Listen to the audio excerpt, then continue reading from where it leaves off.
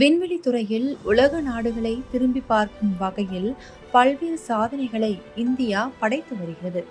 அதிலும் குறிப்பாக PSLV C60 போயம்பூர் பயணத்தில் அனுப்பப்பட்ட காராமணி பயறு விதைகள் வெற்றிகரமாக முளைத்தது இஸ்ரோவின் பெரும் சாதனை என்றே சொல்லலாம்.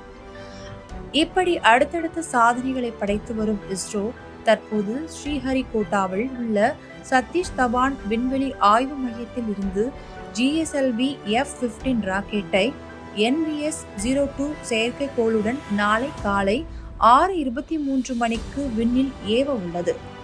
இஸ்ரோவின் 100வது ராக்கெட்டான இதை விண்ணில் செலுத்துவதற்கான கவுண்டவுன் இன்று அதிகாலை தொடங்கியது.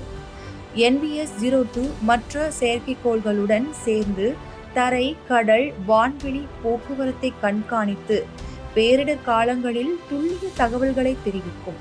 இந்த செயற்கைக்கோள் 2250 கிலோ எடையும் 10 ஆண்டுகள் ஆயுட்காலத்தையும் கொண்டுள்ளது. ஆகஸ்ட் 10, 1979 அன்று ஸ்ரீஹரிகோட்டாவில் இருந்து விண்ணில் ஏவப்பட்ட முதல் பெரிய ராக்கெட் SLV.